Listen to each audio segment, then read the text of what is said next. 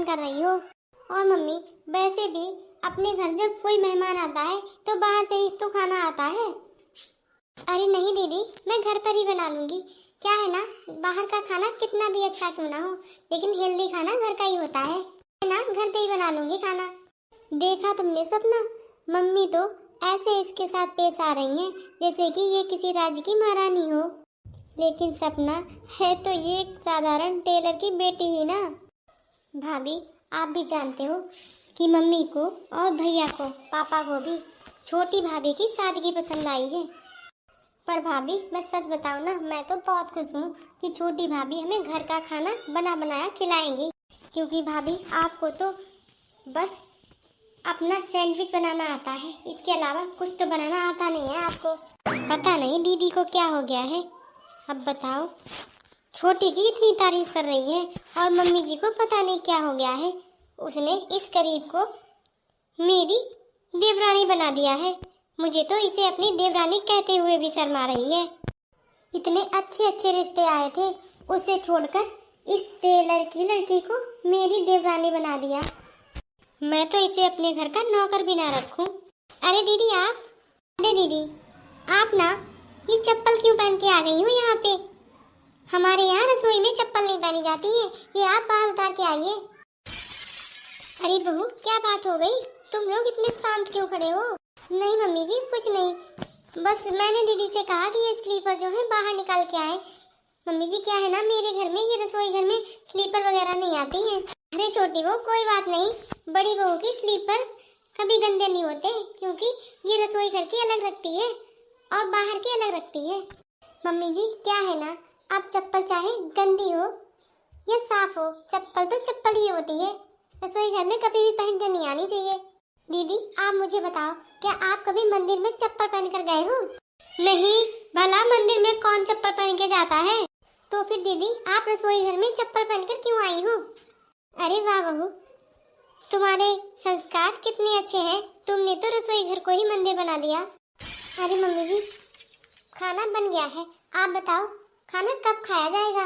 अरे बेटा, मैं तो तुमसे यही पूछने आई थी कि खाना लग गया हो तो लगा दो, मुझे तो भूख लगाई है। हाँ मम्मी जी, आप चलिए, बैठिए चल के, मैं आती हूँ लेके।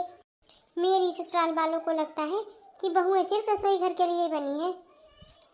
मायके से बहुएं रसोई घर के लिए ही आती हैं। मैं ना ये नौकरों वाला काम कभी नहीं कर सकती, मैं तो कभी नहीं करूँगी ये काम, ये गरीब ही करे, मैं नहीं करूँगी। बड़ी बहू, तुम भी ना अपनी चप्पलें बाहर निकाल के छोटी बहू की मदद करा दो। जी मम्मी जी, कराती हूँ। वैसे देवरानी साहिबा, मुझे एक बात बताओ, तुमने ना इतनी बड़ी किचन अपने घर नहीं देखी होगी, क्यों, है ना ऐसी बात? मुझे तो लगता है तुम्हारा पूरा घर इतना बड़ा नहीं होगा। है ना?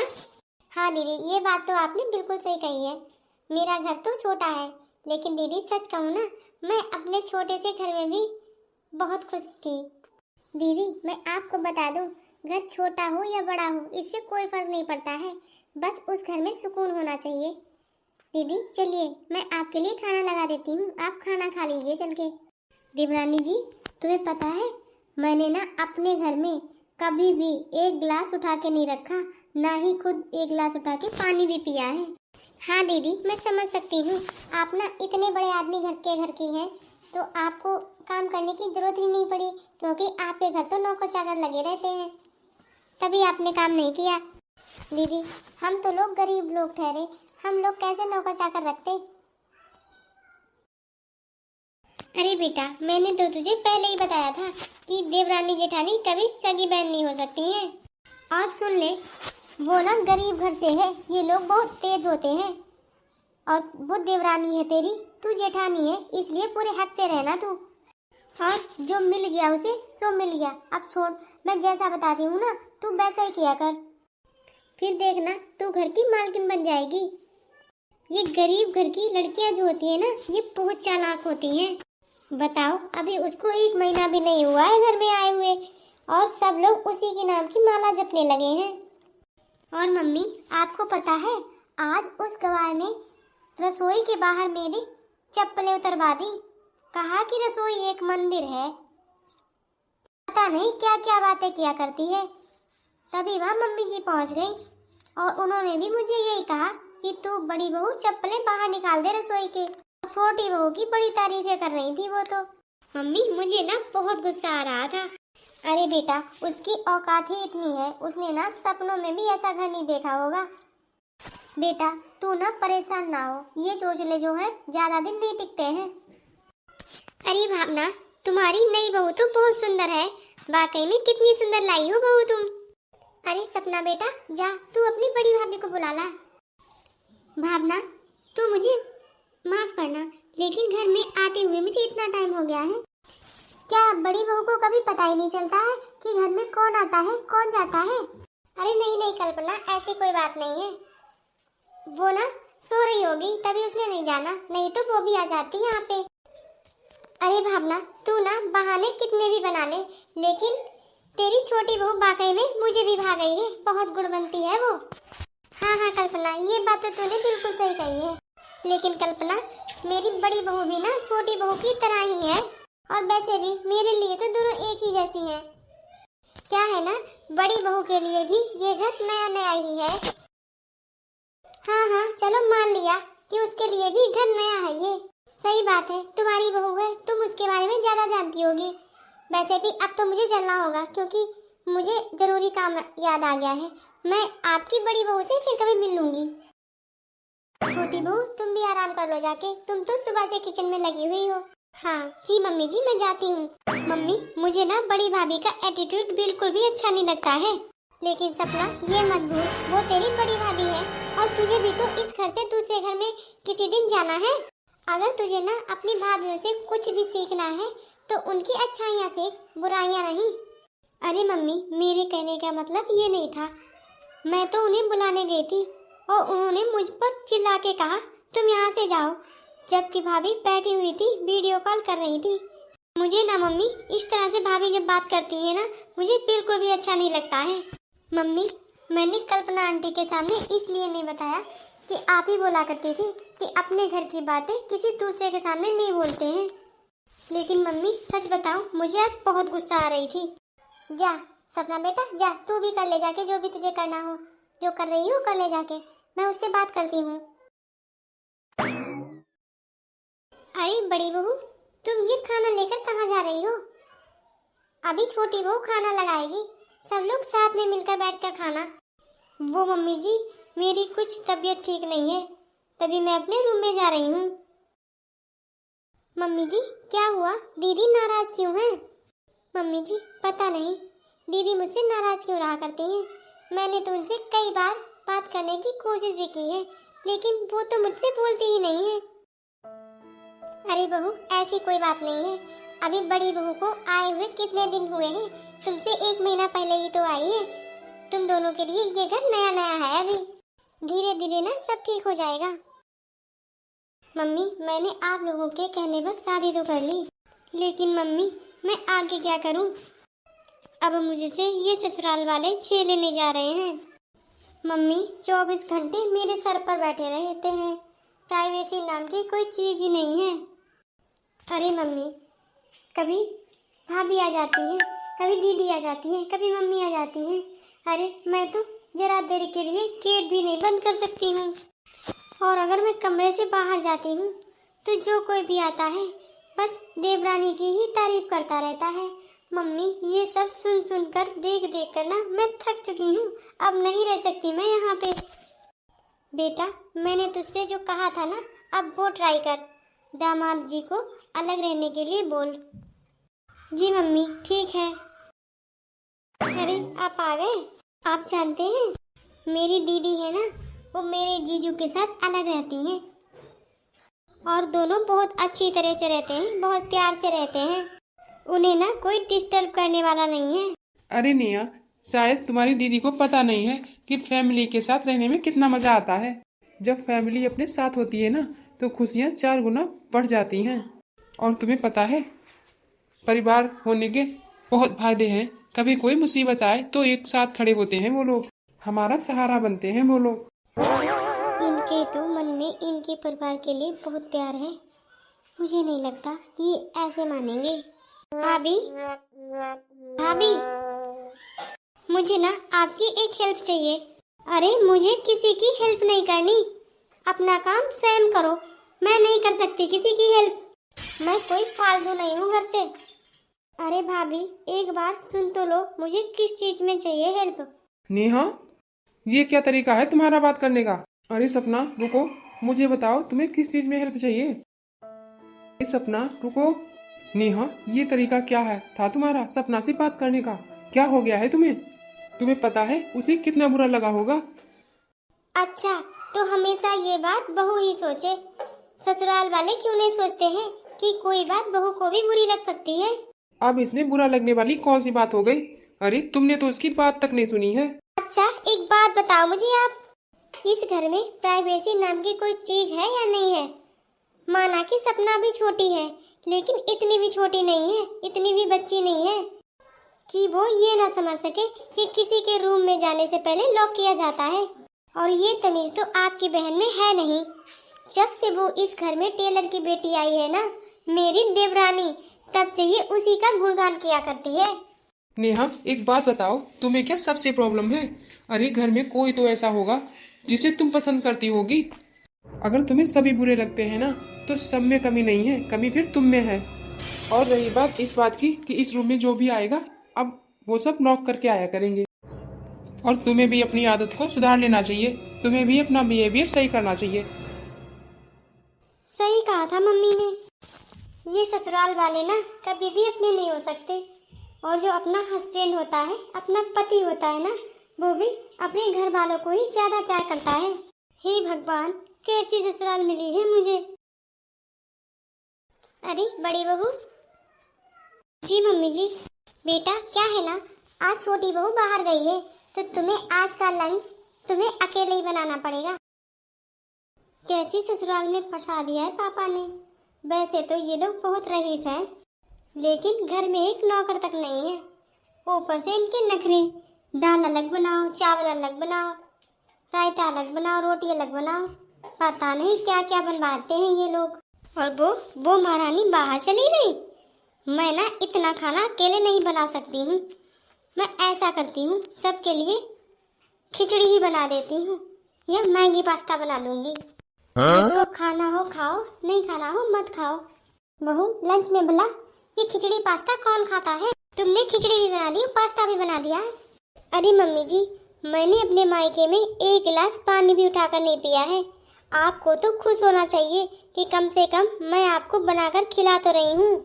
कम से कम आप लोग भूखे तो नहीं रहोगे। मम्मी जी, मेरे घर में तो नौकर चाकर काम करते हैं। बहू, तो यहाँ भी तो नौकर करते हैं काम। घर की साफ सफाई कौन करता है? नौकरी तो करते हैं, या तुम करती हो? मम्मी जी, मैं कोई टेलर की बेटी नहीं हूँ, मैं बहुत बड़े बिजनेसमैन की बेटी हूँ। देख बहू, जो भी हो, मैं ना खाना बनाने के लिए नौकर नहीं रखूंगी। मेरे घर में दो दो बहुएं हैं, और दो दो बहुओं की होते हुए भी कौन नौकर रखता है भला? बहू तू ऐसा कर, तू बाहर निकल, मैं ही कुछ बना लेती हूँ। बहू, ये क्या, तुम फिर से स्लीपर अंदर ले आई? हाँ मम्मी जी, मैं ना स्लीपर के बिना ज्यादा देर नंगे पैर नहीं रह सकती हूँ। बेटा, तुझे पता है ना कि तेरी देवरानी को जूते चप्पल लाना रसोई में अच्छा नहीं लगता है। वो अपनी रसोई को मंदिर समझती है। मम्मी जी, ऐसे तो वो पूरे घर को मंदिर बना देगी, फिर क्या मैं वहाँ भी नहीं पहनूंगी? बड़ी बहू, मेरी बात ध्यान से सुन ले। पहले तो उसे बुलाना इस तरह से छोड़ दे, टेलर की बेटी, टेलर की बेटी। अरे ये क्या होता है? कोई सभ्यता नाम की चीज है तुम्हारे अंदर या नहीं? अच्छा मम्मी जी, तो आप ही बता दो मैं किस नाम से उसे बुलाऊं? अरे उसका अपना नाम नहीं है क्या? उस नाम से बुलाया कर।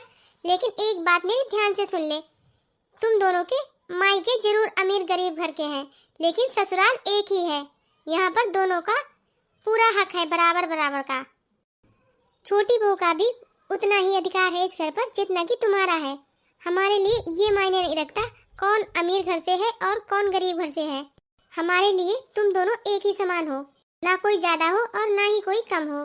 तो बहू, इसलिए मैं बोल रही हूँ, तुम छोटी बहू से कायदे से बात किया करो, उसका नाम लेकर बात किया करो। आज से तुम टेलर की बेटी नहीं कहोगी। और हाँ, तुम चाहे पूरी रसोई में कारपेट बिछवा लो, लेकिन आज से तुम चप्पल पहन के रसोई के अंदर नहीं आओगी। अरे मम्मी जी, किचन में आना ही कौन चाहता है। आप ना चिंता मत करो, मैं तो किचन में आऊंगी ही नहीं। ये है पैसे वाले लोगों के, यहाँ की लड़कियों के संस्कार। लेकिन ना एक बात मेरी समझ में अच्छे से आ गई है, संस्कार कभी भी अमीरी गरीबी देखकर नहीं आते हैं। अरे जेठानी जी, आपने तो रसोई झूठी कर दी है। अभी तो भगवान का भोग भी नहीं लगा था। तो ये तो तुम्हारी गलती है ना, बनाने के बाद तुम्हें पहले सबसे भोग लगाना चाहिए था। ऐसा है, मुझे भूख लगी है इसलिए मुझे खाने दो। लेकिन दीदी, अभी तो मम्मी पापा ने किसी ने नहीं खाया है। और दीदी, ये क्या, आप तो फिर से चप्पल पहन के आ गए किचन में। देखो छोटी, तुम ना ससुराल वालों को पूजती होगी, लेकिन मैं नहीं पूजती हूँ। मुझे ना जब भूख प्यास लगेगी मैं तो तभी खाऊंगी। लेकिन एक बात हमेशा याद रखना, मैं तुम्हारी जेठानी हूँ, कोई नौकरानी नहीं हूँ जो तुम्हारी उंगली के इशारों पे नाचूंगी। और एक बात, अगर तुम्हें अपनी किचन, अपने घर को मंदिर बनाना है ना, तो अपनी किचन, अपना घर अलग कर लो। ध्यान रखो, मैं किसी गरीब के घर से नहीं आई हूँ। मेरे पापा तुम्हारे जैसे लोगों को फ्री में भी नौकर ना रखें। आई बड़ी मुझे शिक्षा देने के लिए, गंवार कहीं की। मैंने आपसे बोला था ना अलग घर लेने के लिए, और तुमने अभी तक एक घर नहीं ले पाया है। अरे नेहा, तुम समझती क्यों नहीं हो? देखो नेहा, मैं ना अपने परिवार से अलग नहीं रह सकता हूँ। देखो ना, मुझे ये सब बातें मत सुनाओ तुम। मैं ना इस घर में नहीं रह सकती हूँ। अगर तुम अलग घर नहीं रह सकते ना, तो इसी घर में अलग हो जाओ। मैं ना आपको बता रही हूँ, या तो मैं चली जाऊंगी अपने मायके हमेशा हमेशा के लिए, और या तो आप अपने परिवार से अलग हो जाओ। नेहा, मैं सोचता हूँ, देखो मेरे बिजनेस में मुझे बहुत घाटा हुआ है, तो मुझे थोड़ा रिकवर होने में टाइम लगेगा। जब मेरा रिश्ता तुमसे हो रहा था, तब तो आप लोग बोल रहे थे कि तुम लोग बहुत रईस हो, और अब तुम लोग मेरी जिम्मेदारी तक नहीं उठा सकते हो। देखो नेहा, पापा के पास जो भी है ना, वो अकेला मेरा नहीं है। जो भी इस घर में है ना, वो दोनों भाइयों का है, अकेला मेरा नहीं है। और मुझे बिजनेस में घाटा हो रहा है या कोई परेशानी आ रही है, तो इसके लिए मैं अपने मम्मी पापा को, घर वालों को दुखी नहीं करूंगा। लेकिन मैं ये भी नहीं चाहता कि तुम्हें भी कोई परेशानी हो। और तुम्हें अलग रहना है ना, तो मुझे टाइम चाहिए। जैसे ही सब ठीक हो जाएगा मैं अलग हो जाऊंगा। मैं सब जानती हूँ, तुम्हें ना अपने परिवार से अलग होना ही नहीं है। अब ये बहाना बना रहे हैं कि इन्हें बिजनेस में लॉस हुआ है। मैं ना अपनी मम्मी से बात करती हूँ, उनसे बोलती हूँ कि इनकी मदद कर दें, फिर देखते हैं ये कैसे अलग नहीं होते हैं। Hello mummy. हाँ बेटा। अरे क्या हुआ मम्मी? नेहा बेटा, मैं ना बर्बाद हो गई। तेरे पापा का बिजनेस में बहुत लॉस हुआ है। क्या मम्मी? हाँ बेटा, तू दामाद जी से कहना कि वो हम लोगों की थोड़ी मदद कर दे। बेटा, तेरे पापा ने जिन जिन से कर्जा लिया था ना, वो सब लाइन लगा के बाहर खड़े हैं। अरे ये मेरे घर में क्या हो गया है? मेरे मम्मी पापा इतनी परेशानी में हैं, लेकिन मैं कैसे हेल्प करूं उनकी? इनका तो खुद बिजनेस में लॉस हो रहा है। क्या करूं मैं? घर में तो किसी से कुछ कह भी नहीं सकती हूँ। सबसे तो मैं इस तरह से बात करती हूँ, बदतमीजी करती हूँ, और इनसे भी इतना गुस्सा किया।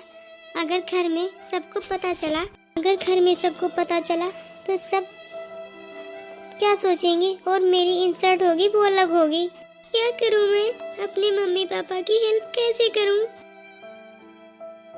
अरे समनन जी, हम तो आपका शुक्रिया अदा करने आए हैं। अरे बहन जी, कैसी बातें कर रही हो? इसमें शुक्रिया अदा करने की क्या बात है? मुसीबत के समय परिवार वाले ही काम आते हैं। अरे नहीं नहीं बहन जी, आपका तो एहसान मैं जिंदगी भर नहीं भूलूंगा, क्योंकि आपने मुझे उस समय साथ दिया है जहाँ पर हमारे लिए सारे रास्ते बंद हो चुके थे। भाई साहब, ये गलत बात है। अगर आज आपकी जगह मैं होती तो क्या आप मेरी मदद नहीं करते? भाई साहब, इसीलिए तो ये रिश्ते नाते, घर परिवार इसीलिए जरूरी होते हैं। बहन जी, मेरी बेटी बहुत खुशनसीब है जिसे आप जैसा परिवार, आप जैसी सास मिली है। ठीक है बहन जी, तो मैं अब चलता हूँ। ठीक है भाई साहब, आते रहिएगा, किसी दिन टाइम निकाल कर आना। अच्छा बेटा, मैं चलती हूँ, किसी दिन आऊंगी तुझसे मिलने फिर से। बेटा, तू अपने परिवार का ध्यान रखना। आज समझ में आया है, परिवार ही परिवार के काम आता है। सुनिए जी, मेरी कुछ समझ में नहीं आ रहा है कि ये सब हो क्या रहा है। आप मुझे बताएंगे? नेहा, तुम्हारे पापा का बिजनेस में लॉस हुआ था ना, तो उनको सारे पैसे तुम्हारे सास ससुर ने ही दिए हैं, यानी कि मेरे मम्मी पापा ने, जिनसे तुम अलग होना चाहती थी। लेकिन आपको कैसे पता चला कि मेरे पापा को इतना लॉस हुआ है? मैंने ना तुम्हारी बातें सुन ली थी जब तुम अपनी मम्मी से बात कर रही थी।